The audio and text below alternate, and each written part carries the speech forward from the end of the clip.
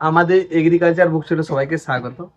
আজকের ভিডিওর টপিক আশা করি আপনাদের বুঝতে আর বাকি নেই। এখন সব থেকে যেটা বড় সমস্যা সেটা কি, আমাদের যে বর্ষা মিনিকেট যে ধান বীজটা আছে না, 97-76, এই বীজটা নিয়ে আপনাদের দুটো প্রশ্ন আমি দেখছি সবাইকার মনেই জেগেছে যে এই বীজটা পাবো কোথায়, আর তার থেকে বড় সমস্যা এটা কেমন জমিতে লাগালে ভালো ফলন পাওয়া যাবে, মানে কেমন, উঁচু জমি না নিচু জমি না মিডিয়াম, সেই বিষয়ে আজকের ভিডিওতে সম্পূর্ণ আলোচনা করা হবে। এছাড়া এই ধানটা কেমন, এটা কেমন ফলন দেয়, কীরকম দাম, কোন মার্কেটে বিক্রি হয়, কি কি রোগ হয়, সমস্ত কিছুই কিন্তু আজকের ভিডিওতে আমি আলোচনা করব। কিন্তু তার আগেই আমি যে এই বর্ষা মেদিনীর ধানটা এটা কোন কোম্পানির, সেই কোম্পানির নিয়ে হয়তো আমি দু একটা কথা বলবো, যেটা হয়তো ভিডিওতে না বললেও নয়, কিন্তু বলার দরকার আছে। কারণ আমি এই ধানটা চাষ করব, তার কোম্পানিটা কি সেটাও আমাদের ভিতরে জানা দরকার আছে। দেখুন, এটা একটা নজিবুদ্দি সিডসের বীজ NP 9776। এই কোম্পানিটা কি বলুন তো, যদি ভারতে টপ 5টা কোম্পানি আপনি দেখেন, 5টার মধ্যে 1 থেকে 5-এর মধ্যে কিন্তু একটা র্যাঙ্ক করবে, হয় 2 কি 3 কি 1 কি 5। কেন? তার মেন কারণ কি, এই কোম্পানিটার নিজস্ব R&D রয়েছে, মানে যেখানে নিজেরা এরা কি করে প্রোডাকশন করায়। যেমন দেখবেন অনেক সময় কোনো ইউটিউব চ্যানেল দেখায় যে একটা জমিতে অনেক রকম বীজ চাষ হচ্ছে, সেরকম নিজেরা এরা বীজ চাষ করে। রিসার্চ ভ্যারাইটি সবসময় দেখবেন, যত মার্কেটে নতুন নতুন রিসার্চ ভ্যারাইটি পাচ্ছেন, সমস্ত রিসার্চ ভ্যারাইটি কিন্তু এই সিডসের হাত ধরে ধান বীজ আসছে। বাকি কোম্পানির 2টা 4টা, যেমন সিজেন্টা বা বায়ার কোম্পানির নতুন নতুন মলিকিউল মার্কেটে নিয়ে আসে, সেরকম নজিবুদ্দিন সিডসও সেম। প্রত্যেকটা নতুন আপডেট কিন্তু এই কোম্পানির হাত ধরেই। আর কি, এদের যেহেতু R&D রয়েছে, আর একটা জিনিস দেখবেন, এদের R&D গুলো কিন্তু ভারতের আনাচে কানাচে রয়েছে। অনেক অনেক কোম্পানি দেখবেন স্পেসিফিক 2টা 1টা থাকে, আপনার অজান্তেই আপনার মাঠেই এই বীজ কোনো কোম্পানির স্টাফ এসে চাষ করিয়ে আপনার এলাকার ওয়েদার জলবায়ু দেখে কিন্তু বীজটা ওরা কিন্তু প্রোডাকশন করাচ্ছে, আপনার এলাকায় চাষ করাবে।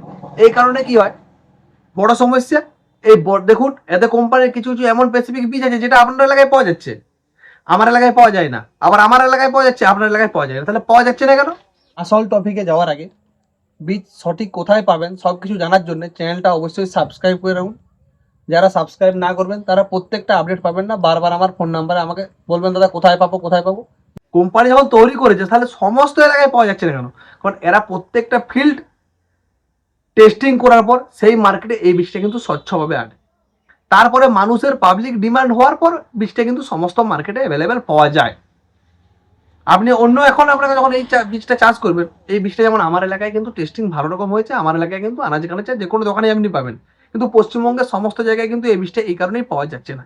কিন্তু 2 বছর 3 বছর পর যখন আপনার এলাকায় চাষ হবে, আপনারা দেখবেন ভালো রেজাল্ট আসছে, দেখবেন ওখানেও কিন্তু মাল একইভাবে পাওয়া যাবে।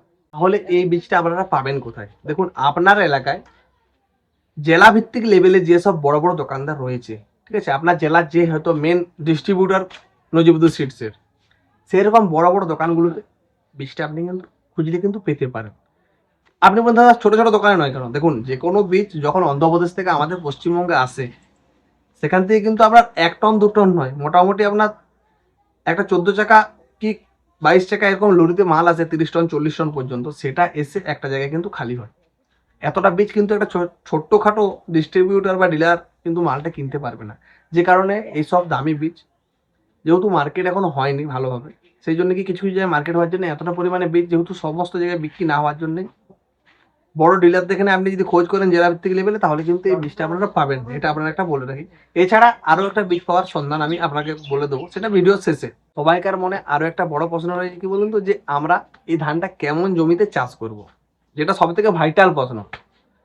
দেখুন, মিনিকেট ধান মানে এই নয় যে আপনি যে কোনো জমিতেই চাষ করে দিবেন। যেহেতু এটা খারিফের মিনিকেট, মানে আমরা বর্ষাকালে চাষ করব, এই ধানটা আপনার ওই 80 দিন কি 90 দিনের ধানও নয়, এটা মোটামুটি 125 থেকে 135 দিন, মানে এভারেজ আপনি 130 দিনের ধান। তাহলে আপনাকে এটা কিন্তু খুব উঁচু জমিতে দিলেও চলবে না, আবার খুব শোল জমিতে দিলেও চলবে না। যে জমিতে জল নিষ্কাশন ব্যবস্থাটা আপনার হাতে, এবার বলুন দাদা আমার হাতে মানে আপনি জল ঢোকাতেও পারবেন, আবার আপনি জল বের করতেও পারবেন। যদিও কোনো কারণে বৃষ্টি অতিরিক্ত হয়, সেই জলটা 7 থেকে 10 দিনের মধ্যে জমি থেকে কিন্তু অটোমেটিক বেরিয়ে যাবে। সেই সব জমির ক্ষেত্রে এই ধানটা কিন্তু খুব আদর্শ ধান। যদি দেখেন যে জল 15 থেকে 20 দিন রয়ে যাচ্ছে, আর আপনি জল কাটাবেন বের করাবেন, কিন্তু পাশাপাশি সমস্ত জমি এক সমতল, যেটা আপনার কি বলতো হুগলি বা আপনার যদি দেখেন বর্ধমান সাইডের মাঠগুলো, আপনার জমির প্রথম থেকে চোখ যত দূর যাচ্ছে তত দূর পর্যন্তই কিন্তু জমির লেভেলটা সমতল একই। সেই সব জায়গায় জল যদি 15-20 দিন থেকে যায় বা ধান জলের তলে থেকে যায়, সেই সব জায়গায় এই ধানটা কিন্তু আপনারা চাষ করবেন না। সেখানে আমরা লাল স্বর্ণ 70-29 ধান দিয়ে দিন নিশ্চিন্তে। তাছাড়া আরও কিছু কিছু ভ্যারাইটি আছে যেগুলো নিচু জমি বা জলা জমির জন্য আমি শেষে বলে দেবো। সেটা সব থেকে বড় সমস্যা। এরপর আবার এই ধানটার বিষয়ে কিছু কিছু কথা বলবো, যেগুলো আপনারা কি বলুন তো নর্মালি জানেন বা অন্য কোনো ভিডিও থেকে টপিক থেকে পেয়ে যান যে কোনো জায়গা থেকে। এই ধানটা একটা ভালো সুবিধা কি, এই ধানটা কিন্তু পড়ে যায় না সহজ, কারণ কাঠিগুলো যে পাঠের যে কাঠিগুলো হয় না, পাঠের কাঠির মতন কিন্তু শক্ত শক্ত, লম্বা লম্বা, খুব হাইট খুব একটা বেশিও নয়, স্বর্ণ ধানের থেকে হয়তো একটু বেশি হবে। ধানটা পড়ে যাওয়ার সম্ভাবনা কম। মিনিকেট ধান মানে আমরা অনেক সময় ভাবি যে ধান হয়তো পড়ে যেতে পারে, লম্বা ধান, কিন্তু না, এই ধান পড়ে যায় না। আর একটা কি, এই ধানের শীষ কিন্তু যেমন গাছও লম্বা সরু হয়, সেরকম শীষও কিন্তু অনেকটা বড় হয়। আপনার যে পরিমাণ ধান থাকে স্বর্ণ ধানে, তার তুলনায় এর দ্বিগুণ ধান থাকে। একটা কাঠি মোটামুটি আপনার এই লেভেলের হাইট হয়, ঠিক আছে, 1 ফুটের থেকেও বেশি কিন্তু লম্বা হয়, আর ধান প্রচুর ধরে। এটা একটা বাড়তি প্লাস পয়েন্ট। কিন্তু এই ধানটা যারা চাষ করবেন সবসময় একটা জিনিস লক্ষ্য করবেন যে এই জমিতে কিন্তু ইউরিয়া সার, যে নাইট্রোজেন, এই সারটা কিন্তু অতিরিক্ত পরিমাণে দেওয়া যাবে না। অনেকেই কি করে যে অতিরিক্ত ইউরিয়া সার দিয়ে দিয়ে ভাবে যে ধান অতিরিক্ত ফলন হবে। না, অতিরিক্ত ইউরিয়া সার এই ধানে কিন্তু কোনো সময় লাগে না। ধানের যেহেতু হাইট বেশি, দেখবেন লাল স্বর্ণ যখন আমরা চাষ করি তখন কিন্তু ধান গাছে প্রচুর রোগ জ্বালা হয়। কী কী রোগ জ্বালা হয় দেখবেন, বিএলবির সমস্যা হয়, ঝলসা, টুংরু, এছাড়া আপনার কি বলুন তো ধসা, গোড়া পচা, বা আপনার চষি, শোষক, যেসব পোকাগুলো, এটার প্রভাব কিন্তু অনেকটাই বেশি। কিন্তু এই ধানের ক্ষেত্রে আপনি ওগুলো কিন্তু পাবেন না। যেমন আপনার বোরো ধানের সময় কিছু কিছু ধান থাকে শর্ট ধান, যেগুলোতে কি হয় যাতে রোগ জ্বালা কম হয়, বিএলবির সমস্যা বা বিপিএইচ এইসব রোগ কম থাকে, এই ধানের ক্ষেত্রেও কিন্তু ওষুধের খরচটা কিন্তু অনেকটাই কম। যারা রেগুলার ওষুধ দিতে অসুবিধা, যাদের অভ্যস্ত নন, সেই সব মানুষ কিন্তু এই ধানটা আপনারা নিশ্চিন্তেই চাষ করতে পারেন কোনো রকম সমস্যা ছাড়াই। ওষুধ কম ব্যবহার করেও আপনি ধানটা বাড়িতে আনতে পারবেন।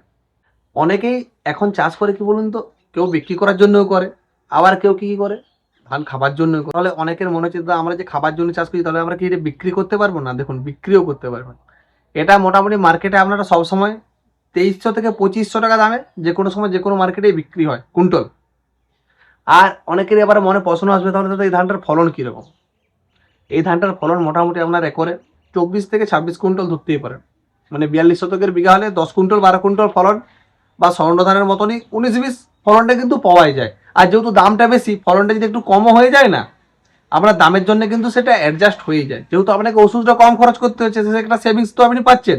এছাড়া কি, ধানটা খেতেও ভালো, আপনি বাড়িতে খাবো বললেও খেতে পারবেন, আর বিক্রি করবো বলেও বিক্রি করতে পারেন, সেটা আবার কি মার্কেটে ভালো থাকবে। এরপর অনেকের মনে হতে পারে যে দাদা, তাহলে এই ধানটা কি আমরা সমস্ত মার্কেটে বিক্রি করতে পারবেন? হ্যাঁ, বর্তমানে মিনিকেট ধান আপনারা যে কোনো মার্কেটেই কিন্তু ভালো দামে বিক্রি করতে পারেন। এখন বর্তমানে কি, মিনিকেট চালের কিন্তু ডিমান্ড কিন্তু খুব ভালো, কারণ এই চালটা বেশিরভাগটাই কিন্তু আমাদের বাইরে যায়, ভালো কোয়ালিটির চাল, তো তার জন্যে কিন্তু এই ধানটা সারা বছরই বিক্রি হয়, ভালো দামে বিক্রি হয়।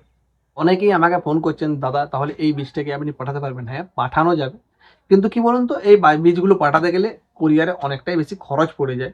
যাদের খরচ পাঠাতে গেলে খরচ হয়ে গেলেও যাদের কোনো অসুবিধা না থাকে, তারা কিন্তু এটা অর্ডার করতে পারেন। আমার যে স্ক্রিনে দেওয়া নাম্বার আছে, আমি এই নাম্বারটায় ফোন করবেন, 15 দিন সময় নিয়ে ফোন করবেন, অবশ্যই আপনার বাড়ি চলে যাবে। এছাড়া কি, বাসে পাঠানো সব থেকে কম খরচের মধ্যে বাসে পাঠানো।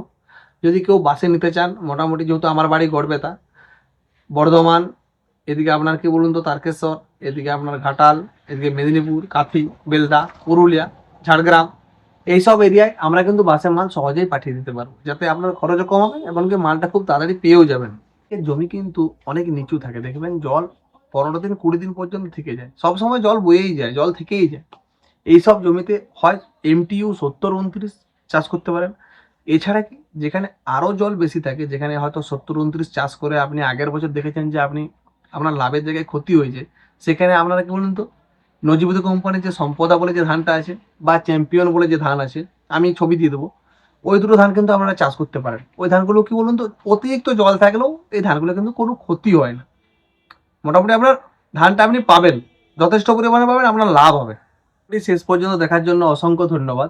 ধান চাষের নানা রকমের ভিডিও আসবে। এছাড়া কি বলুন তো, ধান বিচেন নিয়ে হয়তো আরও 2-1টা ভিডিও পাবেন আপনারা। তার জন্য চ্যানেলটা আমরা সাবস্ক্রাইব করে রাখুন পরবর্তী প্রত্যেকটা আপডেট পাওয়ার জন্যে।